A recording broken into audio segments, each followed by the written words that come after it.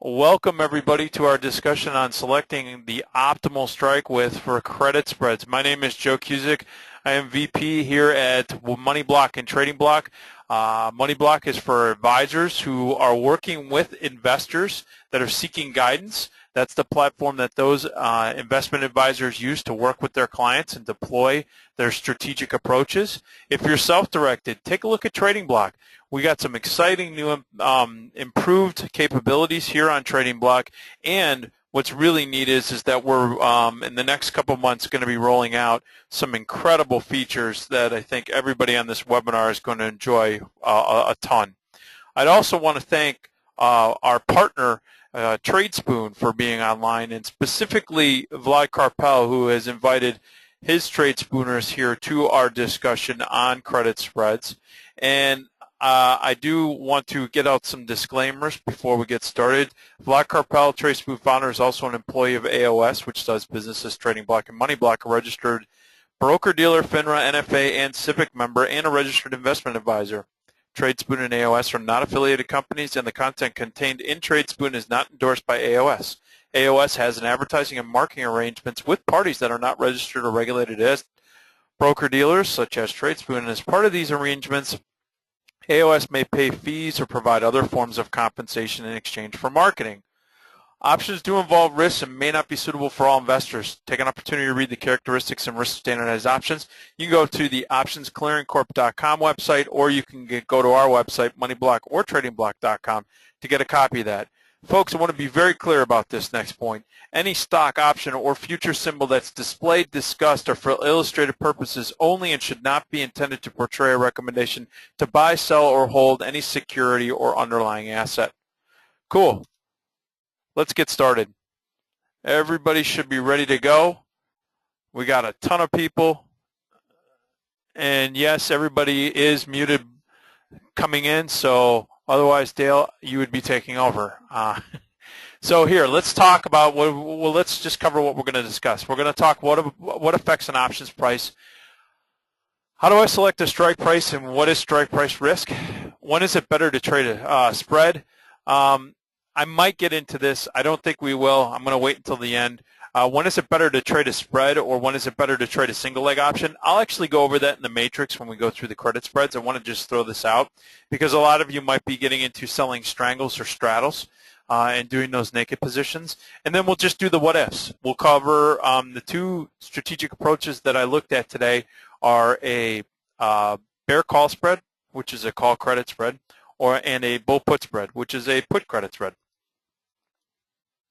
Now, for those of you that are new, and for those of you that have been doing this for a while, this is going to be a good overview and a good experience for those of you that have never traded this before. I want to go over some general pricing stuff, and then I'm going to just have a brief discussion about what the strategies that we're going to cover, and then we're going to talk about strike price selection. This part of this discussion is going to help you understand for a lot of reasons why we choose the strikes we do when we do these credit strategies, okay? First thing that I want to cover, and I'm going to do this at a pretty decent pace. This will be recorded, and this will be both on the Trading Block and on the TradeSpoon sites as far as the recordings being posted, so no worries, you can go back and review this. What we want to cover real quick is what affects an options price. A lot of you have covered this, so we're going to take this nice, smooth, but we're going to get through it. These are the main components: price of the underlying, strike price, implied volatility of the individual option, time to expiration, dividend, and interest rates. Now, price is going to be the one most transparent form, right? All you have to do is look at a chart, or you can watch the ticks, right? And we just get to see what has been going on, right? We formulate a few things by looking at this past price history. First is we develop an opinion, right? Second is that we just see what the overall over the course of a period of time, whether it's 1 year, 3 years, 5 years, or 5 days through 1 day, what the underlying has been doing. This helps us take an interpretation and start saying, well, what can we use the options for? Now, there are different types of options, and what I mean by that is where the proximity of the strike price of the option that you're looking at is compared to where the stock is. For example, if you're talking about in-the-money options, for calls, the in-the-money option, the strike price is going to be below where the stock is trading. For puts, the strike price is going to be above. For at-the-money options, okay, that's where the strike price is basically equal to. So we're going to take the closest strike price of the calls and puts. And then finally, out of the money options. Out of the money puts, the strike price is below, and out of the money calls, the strike price is above where the current stock is trading. Once you start to understand this concept, which most of you probably do, this is where you start then getting into that world of probabilities, then start looking at things like implied volatility and using those to help you understand what strikes you should be looking at as far as potential candidates.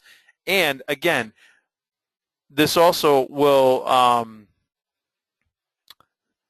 as you start to look at the strike prices, you're going to start to understand your probability of success. What do I mean by that is, well, the further in the money you go with options, right, the more you will see that the option price will correlate with the movement in the underlying.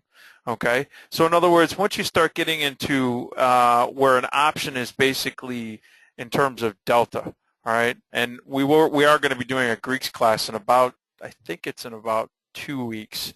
So we're going to do a Greeks class. I think I have a recording up there, but I've done so many I can't remember. But as they get deeper in the money, they're going to have a higher delta. In this case, this has a 73 delta. So that means that basically if the underlying moves 1 point, the stock option price, will move about 73 cents. Now at the money options, they move about half as much of the stock. That's why they have a 50 delta. So if the stock moves up $1, in the case of a call, right, and we're just looking at calls in this case, but you can just flip the logic with puts, it'll move 50 cents. Now the out of the money options, they move less than about half as much, especially if you go further out of the money. In other words, the strike prices are really far away from where the stock is trading, and these are usually very inexpensive, right? And you can see this has basically a 20 delta, so it only moves about a quarter of what of the underlying move. Now this is something that people have a real hard time assessing, time decay, and specifically when I put it in this context. One thing that everybody understands is that when you think of options and when you interact with options over the course of time, you understand that they're decaying assets. So every day that an option is out in the marketplace, it is decaying. Okay? For those that own options, that's working against you. For those that are sellers of options, that's working for you. All right? Now, this area right here is looking at time decay for an at-the-money option, right? And time decays exponentially for at-the-money options, right? As you can see, it starts to ramp up and get greater as you get within 30 days. But it's not the same case for in-the-money and out-of-the-money options. It's not exponential. In other words, you'll see the maximum decay start to kick in that 90, 60, 45 days. Then all of a sudden you get to 30, and you're looking at these options that are still in the money or out of the money. In other words, have like an 80 delta or have like a 20 or 10 delta.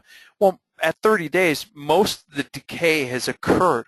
That's why a lot of times when you're a premium seller, folks, and you're trying to take advantage of that decay factor, right, you will find that most option sellers are not going to be selling options that have less than somewhere between 50 and 45 days. The rationale is because a lot of the decay for those types of options happens within that time frame. Okay? So you have to keep that in perspective. And now that you understand that, that really hammers home, while yes, the at-the-money options, the ones that are closest to where the stock is trading, they're going to decay a lot quicker after you get past the 30 days. Until then, it's just a grind. Oops, excuse me. Okay? And so that's why strike selection, when you're doing premium selling strategies, which are taking advantage of that decay principle in the option, that where the strike is positioned as far as its proximity to where the stock is trading is invaluable, that you understand that you're going to be managing the trade over the next 60, 50, 45, and then up to the 30 days. Once you get within 30 days, you're going to start looking at this and basically say, I've held this for 3 days, 10 days, 20 days, and you're going to say, okay, where are we as far as the amount of decay we've taken in and where the current strategy is trading? If you start getting into that range, and we'll talk about this when we look at actual strategies, but if you start to get in with these credit strategies that are either in the money or out of the money, and that they've decayed quite a bit, especially for the in-the-money credit strategies, which typically no one ever does because, basically you're better off doing debit strategies. The risk reward is probably a little bit better, especially if the bias on the market is in one directional trend or not. But we'll get into that in a little bit. But the point being is that I wanted to just make it abundantly clear that at the money options and the decay factor and in the money options and out of the money options are very different. In the money options and out of the money options decay a lot more when you get up to the 30 days, not 30 days and post. There's another component that you'll hear about, intrinsic value. Now, we've discussed this time premium, that extrinsic value, that decay factor, but that intrinsic value is something that we know that we have built into an option if it's in the money by that specific amount. In other words, let's say that the stock is trading at 84.61. I'm looking at the $82.50 calls. They're currently trading at $7.30. $2.11 of that particular option is in the money or has intrinsic value. That means if the stock stays here between now and expiration, that's how much this particular call is going to be worth. That's not the part of the option trade that I have to manage, that intrinsic value. It's this component, that time premium. That will go away. Now, if the stock moves, yes, that intrinsic value will change. But this is going away whether we like it or not, right? If the stock doesn't move, this intrinsic value stays the same, but this time value changes. And if it's just pure time value, as you see with the puts that are out of the money, right? The stock is above the strike price of the put, so they out of the money. This is not only what I have to manage, but this is also the potential profit that I have if I sold it at $6.08. This would be my potential profit going in. It's not my total risk, but it is my potential profit. And understanding that is really beneficial. Now, there's two things in here that I want to talk about, dividends and also earnings. The reason why I'm bringing this up, especially when you're talking about credit spreads, is these are binary events that can impact the underlying. Specifically, earnings are a big one, and we are in the midst of an earnings cycle. So, and actually, some of the stock, the two strategies that I'm going to discuss today, one of the strategies actually had earnings, and it did adversely affect the strategy, but we'll talk about how I actually covered the maintenance on that. But if the stock does pay a dividend, for those of you that do call credit spreads, that is going to impact the price of those particular spreads. Now, yes, it is priced in, but after that ex-dividend date, and if it is within that expiration cycle of where you're trading it, that is going to impact the pricing, okay? And it also could impact, depending upon where the proximity of the strike is, whether or not you could be at risk of being potentially assigned, even if it's before expiration. Okay, earnings dates, this is something where you're going to see two things. One is it's a binary event that can materially impact the stock. In other words, it could start to move very violently into and post that particular binary event. The other thing is that you're going to see that reflected in the implied volatility, which again, which we have touched on a little bit, but we'll touch on a little bit more. The other thing is, too, is that if some of you start to trade longer-term options, in other words, if you start to think about either buying or selling options that have 3, 6, 12, or 24 months, especially the options that are 12 to 24 months out, change in interest rates will impact those longer-term options much more than in the shorter term. And we'll get more into that. If you want to take that class on Greeks, I get really in-depth on that. Now, volatility.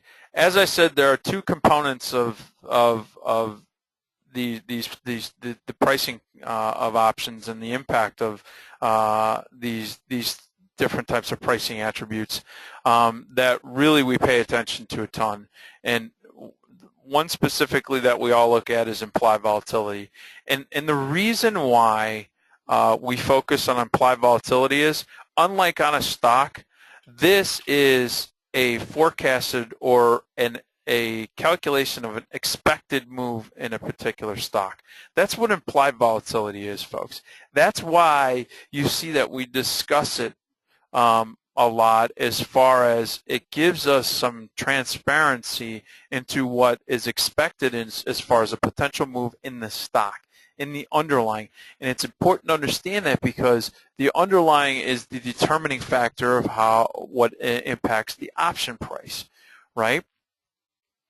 And so if you start to see that the implied volatility starts to increase, then you're going to see that that actually increases the value of the option.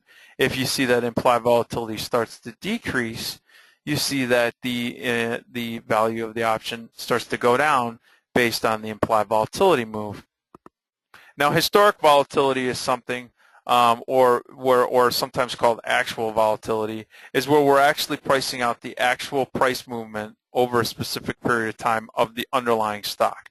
So if the stock just starts to grind higher, you're going to see that red line, that blue line just start to boom, just come back, or it starts to grind lower. Either way, if the trend is just the grind, it's known, there is no heightened expectation, and typically when you see heightened expectation or implied volatility spikes, it's in front of binary events. Now, this is also going to be a huge determinant in helping you understand strike selection and potential risk and reward factors when you're looking at IV. And you're going to see that in terms of volatility and determining whether it's high or low, what I like to do is I take a 52-week or a 1-year time frame, and I look at it. In this case, it's the green line. I look at it and I try to find the highest peak and the lowest trough, and then I find the area that's in the middle of that. This basically gives me a determinant of high vol, moderate vol, low vol. Why is that important? Well, in low volatility markets, the one thing is that once you get into credit strategies, specifically the spreads that we're going to be talking about today, you're going to find it very difficult to sell credit spreads and specifically you're going to sell options that have a strike price that are going to be outside of an area, as we refer to it as one standard deviation. So if you think of a standard distribution curve, and I'm going to do a very, very poor drawing, but if you think of a standard deviation, just a general distribution curve, right? And that's a really bad one. It looks almost log normal, how it's tilted a little bit to the right, sorry. But bottom line is that you're just looking at price distribution, right? This is where the stock's trading right now. This is one standard deviation to the upside. This is one standard deviation to the downside. What that means is that basically 34% of the price action up to here from the mean and 34% of the price action down to here. All right. The reason why I look at that is if vol's cheap, you're going to be selling options somewhere in here. If vol is expensive, you're going to have a higher probability of selling options right around here. And if vol's pretty moderately priced, you're probably going to be right at or a little bit below that one standard deviation. And it's the same thing for the puts as well. Okay. And this is really going to help you determine, first and foremost, if we have low implied volatility, things like trading credit spreads, looking at it in terms of risk and reward, looking at it in terms of probability of success, you're going to find that those probabilities are not going to be in your favor. That's where then you either A, have to sit on the sidelines, right, which many of you that are credit strategists, if you haven't been sitting on the sidelines for the last month or so, you have been in a very painful market because it's just been completely one-sided up until the last basically 3 or 4 days. We finally got two-sided trade. Yeah, we had some pullbacks, but we have two-sided trade. Now it gets fun for you. But before that, it was absolutely painful. It could be even longer than that. Folks, it's been months since we've had two-sided trade and where we've actually had even any meaningful pullbacks. So that's why when you think about this, looking at it from the perspective of high, moderate, or low vol, you're getting low vol. There are going to be other opportunities, strategic opportunities that are going to fit well, at least from a risk reward and also from, when you look at it from buying power reduction and things of that nature when you deploy a strategy. So let's start diving into how do I select a strike price. Now, when you're thinking about, especially when you're thinking about selling options, you're thinking about getting as much possible premium for selling an option. So if you're going through that thought process, you would probably be looking at in-the-money options, right? First and foremost, they have the least risk in regard to time, volatility, dividend, and interest rate components, right? Those critical factors in an option price. But the further in the money goes, the more you're correlated with the market. So really, in essence, it's just like being long or short the underlying. If you're selling in the money calls, it's like being short the underlying. If you sell in the money puts, it's like being long the underlying. So you're taking on a lot of capital risk, but the components that impact like time, volatility, dividend, and interest rate risk, well, they're not going to impact these. Most of us in here aren't going to be selling these in-the-money options. It doesn't make much sense. It's too much capital risk, right? It costs too much to have that kind of capital and delta risk, right? Now, at-the-money options, they're half as much as, typically the in-the-money options that we were just discussing. They only move half as much as the underlying, so, really it's a 50-50 or a coin toss. And that's why quite often you look at it and you go, well, selling at-the-money options, for the most part, strategically, while yes, I'm getting paid a decent premium for doing it, it's no better than a 50% probability of being successful. And basically, all 6 of those components of the pricing factor impact it, right? I mean, as we discussed, the time, the interest rates, the vol, everything, it basically takes into consideration all those components. And so especially if you have a binary event like earnings, doing at-the-money credit strategies, again, is no better than flipping a coin. Now, out-of-the-money options, where that strike price is away from where the current market price. So out-of-the-money puts, out-of-the-money calls. Now, out-of-the-money options, they have obviously less premium than the in-the-money and at-the-money options, right? They are the least likely to increase in value because they have a low probability of success. That's why I pointed out delta earlier. Typically, if you see an option that has a 20 delta at that time, it only has a 20% probability of being in the money at expiration. And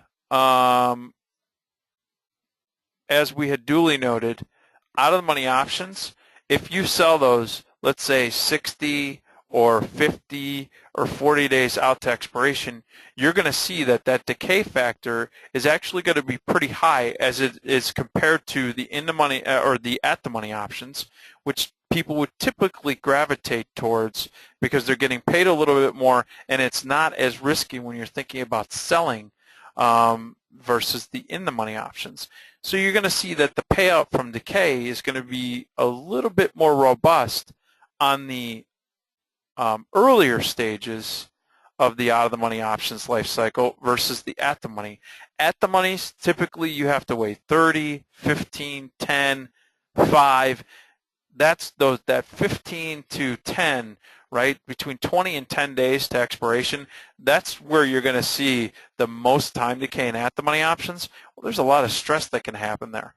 If you go from 50 down to 30 and you have 20 days that have passed, you could see these out-of-the-money options. They could have had the majority of their time decay already stripped out by the time you get to even 30 days to expiration. That means, after holding it for 20 days or less, you could have actually pulled maybe a 20, 30, 40, 50, or even a 90% profit on the risk cap, on the potential profit that you have out of there. In other words, if you sold an out-of-the-money option for $1, and all of a sudden for 20 days the stock has been basically sitting there or going directionally the opposite direction of the strike price that you sold, you might be able to buy these things back for 10 cents and still have 30 days left expiration. Well, you could pull that off for a 90% profit, right? Take your 90%, actually, excuse me, it depends on, 90% of your potential profit. So you potentially could take in $1. If you cover it for 10 cents, that's taking in 90 cents of potential profit. That's covering at that level. Folks, it can happen.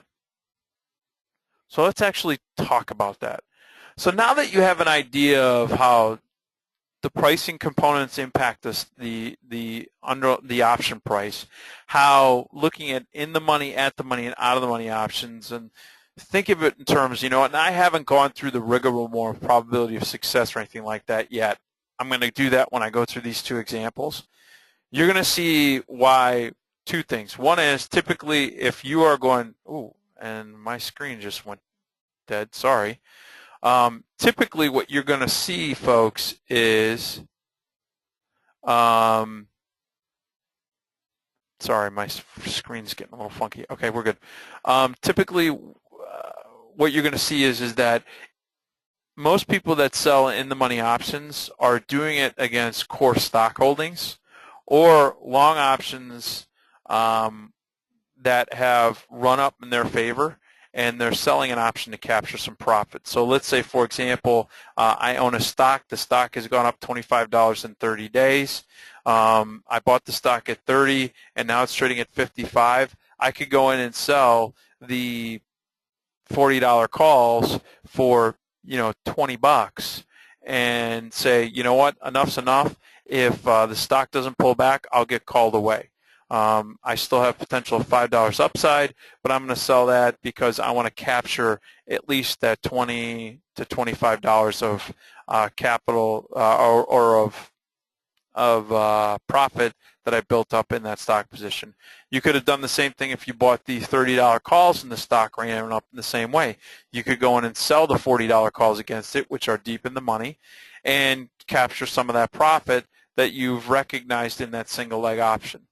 Selling at the money options, again, 50-50 proposition, especially if there's some sort of binary event like earnings, or if there is something like an ex-dividend date and it's before the expiration of that option, specifically that call option.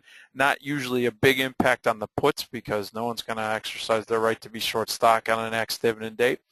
But the point being is that you really have no better than a 50-50 opportunity. So primarily when you're going to be a credit strategist, you're going to be looking at selling options that are going to be out of the money. And hopefully after the discussion that we just had over the last about 15, 20 minutes, you understand why. It's because A, they have the lowest probability of being in the money at expiration. And always remember, make sure you do your homework and see if there's any binary events like earnings that could fundamentally impact a stock. But they have the lowest probability of being in the money at expiration. The other thing is that as far as time being in a position, when you sell at the money or in the money options, you're going to have to pretty much just stick around for almost the whole life cycle of the option. And the reason is that typically the stock just doesn't move directionally fast enough and in the direction that you need it to start capturing profits as quickly as you would from the decay component on the out-of-the-money options. The other thing is that the out-of-the-money options, for the last point, they are the reduction of buying power. In other words, the reduction of capital that you have to put out there to get into these types of strategies is far less than doing the at-the-money and in-the-money credit strategies. All right, so let's actually walk through some of these. So I'm going to go through the bear call spread. I'll quickly define it so that you understand what the components are. Then we'll actually walk through the logic chain of how we get into one of these. And I've stayed true to this logic chain for the last 6 years that I've been teaching this. You tweak it here and there, you'll learn things. That's the beauty of being in this industry is that there's always some new nuance, but for the most part, just having a very strict logic chain, a plan on how you tackle this, it just makes it so much easier. For those of you that have never traded a bear call spread or what we call a call credit spread, it's basically where you're selling a call strike price that has a higher that's a strike price, and then buying strike price here and buying a strike price that's higher than what you sold. The bottom line is that you have the underlying sentiment that the market is going to stay below the strike price of the option you sold. So in this case, I'm selling the $31 calls and I'm buying the $34 calls. The reason why I am doing this strategy instead of just selling the $31 calls naked is because A, I have capital restrictions. In other words, I don't have enough capital to take on just a naked short call, and also it doesn't fit my risk tolerance objectives. I like to have fixed risk. I'm willing to give up some of my profit potential in the credit strategy because a max profit on any type of credit strategy is the credit you receive. The max risk is going to be limited to the credit you receive, right? And the difference between the strike prices. So in this case, it's $3. If I take in $1 to sell this spread, that means that I only have $2 of risk. Okay, so I have limited risk. Okay, I'm willing to take that, and right, and I'm giving up for that limited risk. I'm giving up some of my potential profit. Now, this is a real critical point here. Those of you that have ever taken a webinar with me before, you know this is where I start. I look at the market. I find a benchmark, and I determine an outlook. I'm not doing this for anything more. This doesn't give me a forward-looking kind of perspective. All it does is it gives me a picture of what's been going on. And having that is critical so that you can start understanding then, is this the right strategy? And then you start looking at IV, probability of any profit, things of that nature that really will help solidify whether or not this is the appropriate strategy or if there is something better to deploy. All right, but the bottom line is that this gives you that overall opinion or perspective of the market. In this case, I'm looking at the XRT, which is an ETF. Now, you could use the spiders, which is the S&P 500, the Dow Jones. You could use the NASDAQ, or in other words, the Qs. Or you can use a retail ETF that because you might be interested in the retail sector. This one has been trending up, but it's been hitting its head. So we're looking at this, and with the retail sector basically in a bullish trend, but now getting a little bit, it has hit its head up here a couple times and pulling back and challenging this uptrend. This could be getting a little dicey. So I look for stocks that are made up in those particular ETFs or major indexes. And I look at those stocks because I look to see how they've been performing versus that overall market benchmark. In this case, I'm looking at Chipotle, CMG. And again, this is just stuff that I looked at. As a matter of fact, I looked at this on July 14th was when I was looking at this. So you can see that Chipotle had been trending upwards over the last few months, but had challenged the downside, and now it's just kind of grinding up. And so with it just grinding up now, and that XRT index, which is that retail index, these particular markets could be coming under some stress. So I'm thinking that I'm basically mildly bearish to maybe neutral at this point between July and August expiration. So what is basically the options marketplace telling me? Now that I've developed this opinion on the past price history of the stock, I always look at the options. And if you guys aren't looking at the options and utilizing them in this case, I'm just using, I call it a back of a napkin kind of math, where I'm just taking the front month straddle and the front month strangle. If you don't know what a straddle and strangle are, a straddle is just the same call and put at strike price closest to where the stock is trading. I take the offers for those. I then take the first strike out of the money put, first strike out of the money call. I add up the offers for all 4 of these, divide it by 2. That gives me the estimated move with a 50% probability of moving either up or down by that amount. So in this case, they're pricing in the potential for roughly around a $50 move between now and August expiration. Right? I was looking at it July, and I was using August options. Now, folks, we're actually, when you see what Chipotle has done, you're going to kind of see some cool stuff. But the point being is that this is the forward-looking component that I utilize so that I can really start to think about strike price selection. This will help me understand that selling the 605 calls, and if the stock's trading roughly around $600, yes, I'm collecting $22, but it's pricing in the potential for this thing to move $50.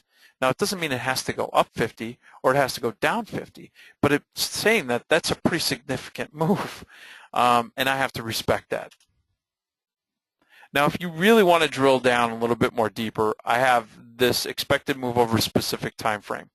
And what I do here is just take the stock price, the current implied volatility, right? This is an average looking at it on this day, which happened to be July 14th.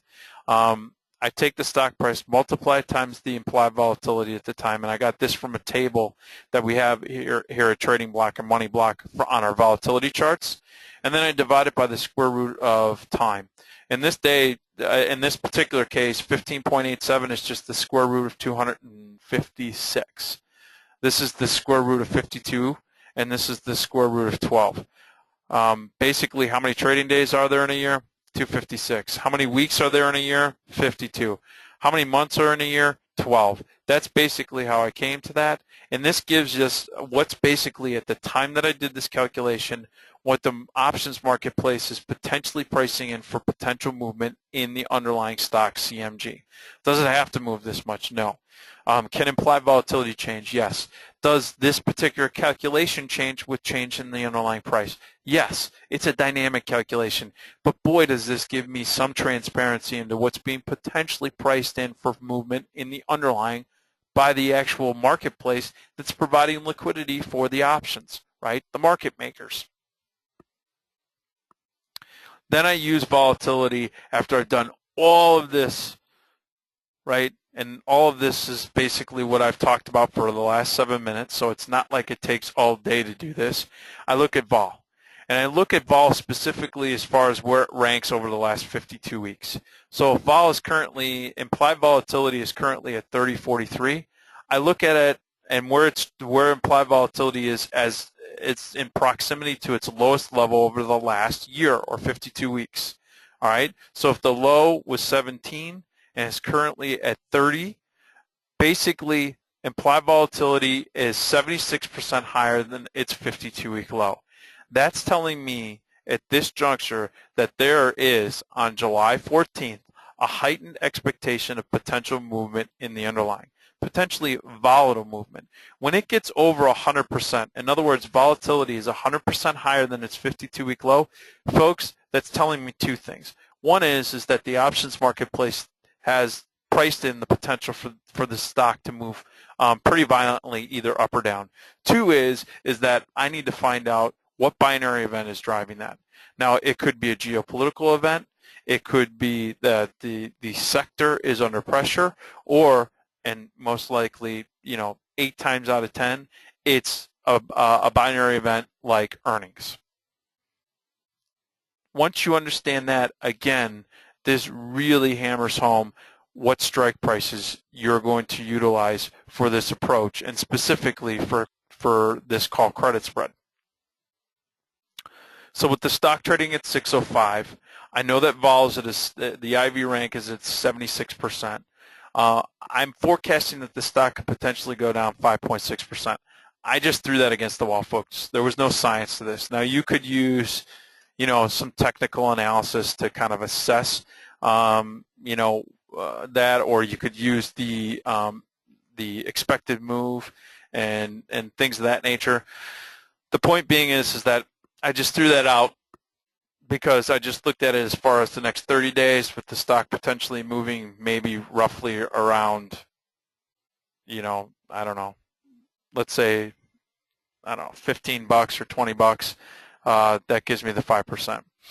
So the strategy that I looked at on July 14th was the 655-660 call spread. That's where I'm selling the 655 calls and I'm buying the 660 calls, and I'm receiving $1.50 credit, all right, or $150 per contract.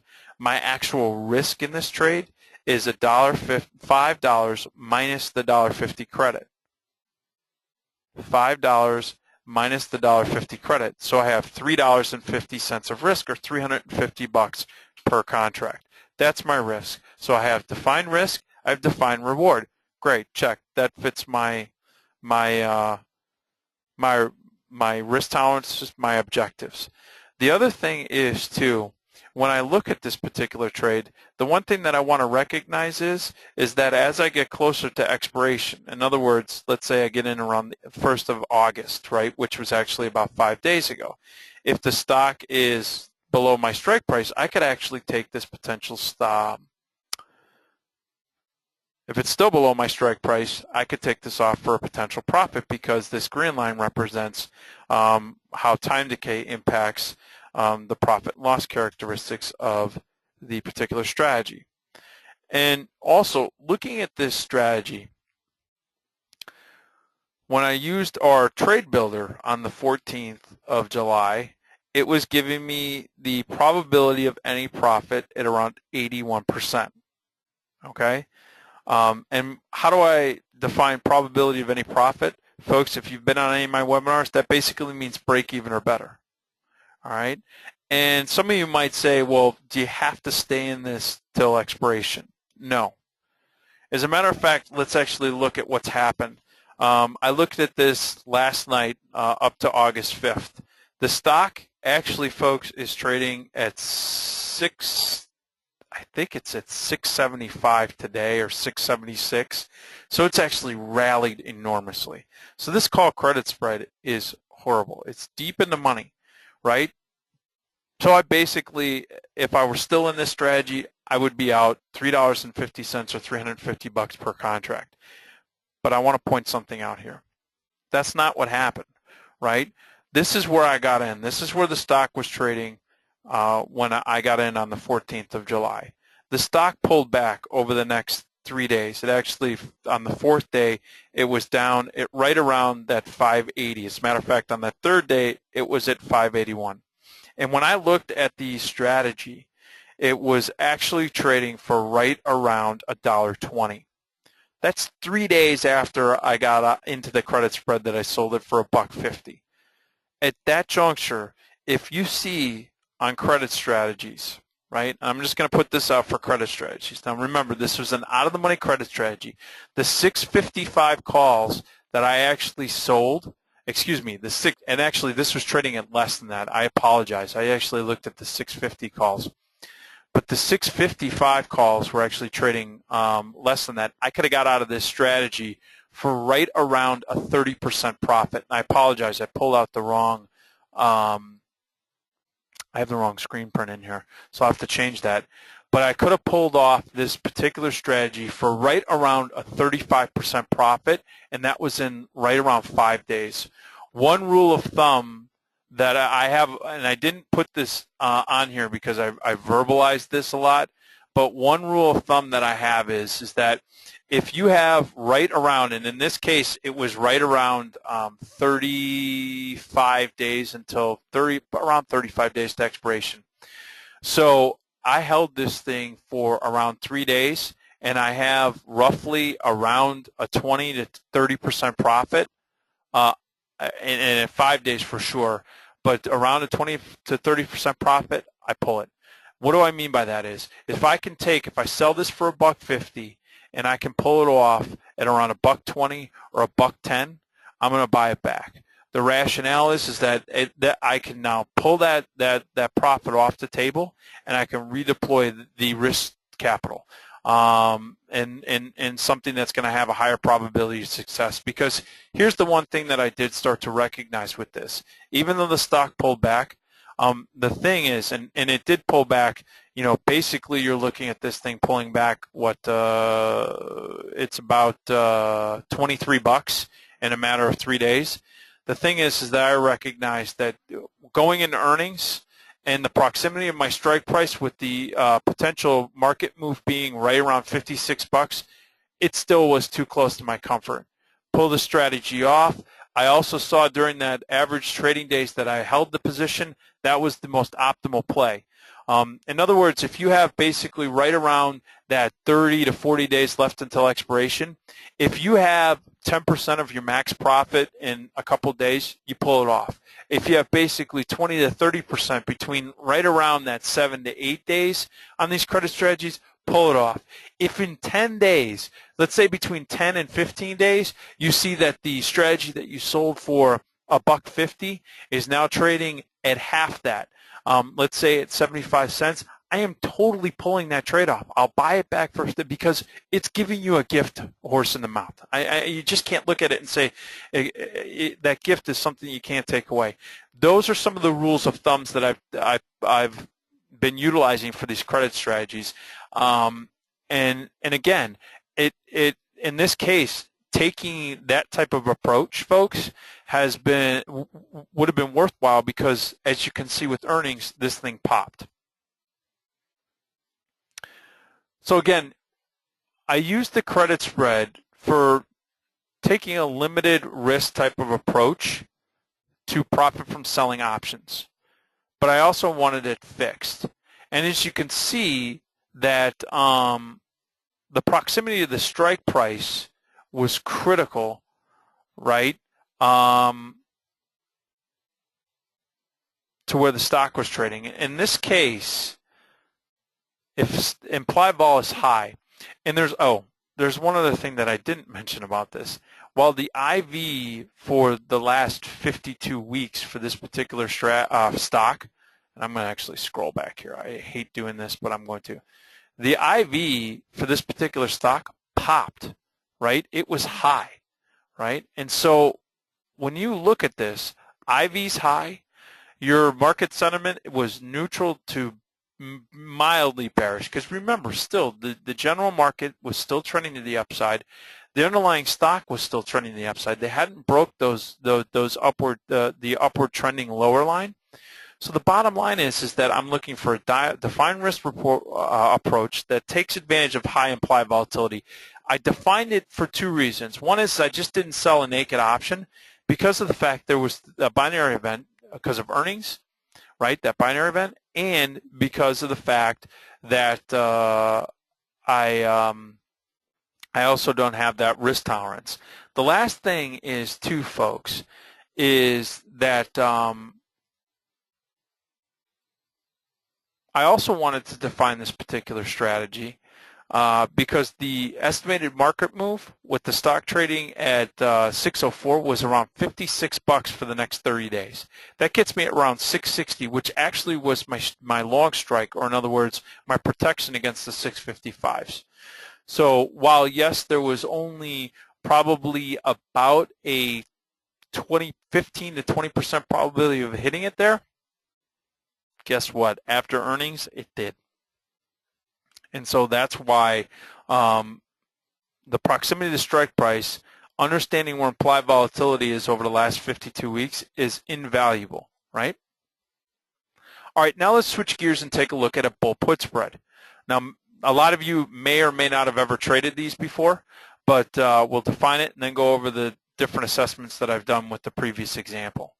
So the critical elements of a bull put spread is you're selling a put that has a strike price that is right here, right? So in other words, I'm selling the put that is closer to where the stock is trading, and I have Vlad hanging all over me. And yeah, so what, Vlad? I got 10 minutes left.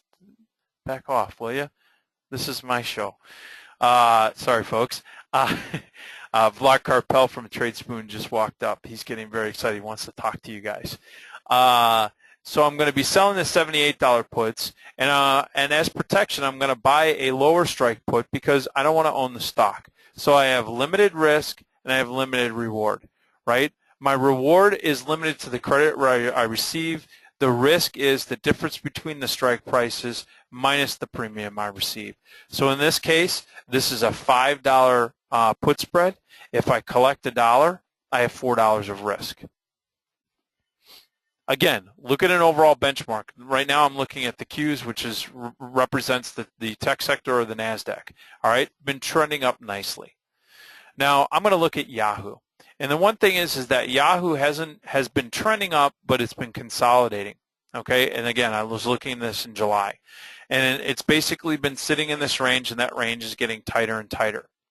When I do the estimated move calculation, that's just quick in the back and napkin math of straddle strangle, divide by 2, it's telling me 266. That's giving me a 50% probability of me either moving up or down. It's not directionally biased. Now when I dig a little bit deeper and I look at the 1, 7, and 30-day, and the reason why I look at the 30-day is just because I'm looking at, the proximity of the strike price that I'm potentially going to look to sell in this case.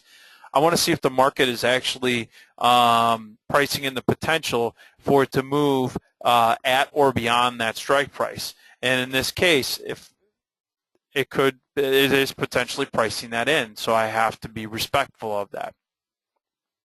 One question you might have is to say, Joe, well, if it's pricing in $4 and I'm selling puts, does that mean that I can't sell anything that's any higher than the $31 puts? No, that's not, because the $31 puts only have probably a 10% probability. That's when we start using probabilities. We just don't use the estimated move, because remember, this is a dynamic calculation, and really, folks, the perception of risk changes, and the directional bias will change with fundamental things that we cannot control. This is just an estimate, right? And we use this as a guidepost, not a law. I then look at, well, how is vol compared to where it's been over the last 52 weeks? And we see that vol is actually 60% higher than its 52-week low. All right, so we consider it high. If it's high, then we have to do some homework to make sure we understand why it's high. We also know that we are going to, if we do have high implied volatility, our strike price selection is going to be at or outside of that 1 standard deviation move. In other words, we want to have somewhere between a 15 and 20% probability that this could potentially move against us. That's it. So we're looking for an 80 to 85% probability that this credit strategy is going to go out worthless. So with the stock at 35.61, we're just forecasting a potential move to the upside of roughly around 3%. I look at the August 32-31 put spread, where I'm selling the 32s and I'm buying the 31s. I collect 33 cents or $33 per contract. That means that basically I have around 67 cents of risk, right? Exactly 67 cents of risk, right? So my max profit per contract is $33. My max risk is 67. The probability of any profit at this juncture is 65%. If you are looking at credit strategies where you have basically anywhere between 65% or greater of a probability of any profit, that's the sweet spot for these types of strategies. Now looking at where and updating where Yahoo is right now, it stayed in a consolidation up until, even until today. As a matter of fact, if you look at the August 32-31, it just stayed here for the next 30 days. Now, unlike the Chipotle strategy where I could have taken my profit, 3-5 days into it, I've had to stick into this for basically about 25 days. But because I sold it for 33 cents and I could buy it back for 3 cents right now, this could be a prime opportunity to cover this particular strategy. And this is where the discipline folk comes in. Like I said, if after roughly holding a strategy roughly around 23 to 25 days, if you can take 90% of your total profit, remember my total profit potential on this was 33 cents. If I can pull this off for a 30-cent profit, right? In other words, pay 3 cents for this spread, I am going to cover it. I am going to cover it. I take that 67 cents of risk capital off the table, right, and redeploy it into a new strategy. I get to keep right? The 30 cents of profit, which basically, is I'm looking at it as a 90% plus winner on the risk on the on the potential profit I could take, and it's roughly right around a 25% winner on the risk capital. That actually it's more than that. It's about 50, almost 50%, right? 30 cents, 67. So it's roughly around 40+% return on the risk capital I had out there. I'm covering this thing. Now, because the stock stayed in a range, this was the only opportunity I had that basically fit within that guidepost. And again, this is for a strategy that I deployed roughly around that 30, 35 days to expiration or 40 days to expiration, right? So again, just highlighting the selection considerations when I'm looking at this call credit spread. I was slightly bullish to more neutral. Implied volatility was high on the 14th of July. The rank was at 60% in implied volatility, so that means implied volatility was 60% higher than its lowest level over the last 52 weeks. I'm going to be selling it out of the money put spread. All right, and specifically the strike selection, knowing that there was a estimated market maker move, right? That's what they price in. That's what we call it, of roughly around $4 when I was looking at the strategy. Now that could be either up or down. That really did impact my strike selection, and that's why I chose $32 puts, which roughly was right at that one standard deviation move. All right, folks. Well, I want to thank everybody that was on today. If you ever have any questions, whether it's for me directly, you can get me at support@moneyblock, support@tradingblock.com. Just you can shoot me your questions. If you want a copy of the presentation, please feel free to email me. Also, if you're interested in dealing with an advisor and that's me, I'm an advisor that uses these approaches, and I'm use this logic chain as far as constructing model portfolios that do incorporate options, please feel free to come talk to me. And you can email me at support@moneyblock.com. So I want to thank everybody for participating, and we're right up on that 1 o'clock hour, so I want to thank everybody for being on today.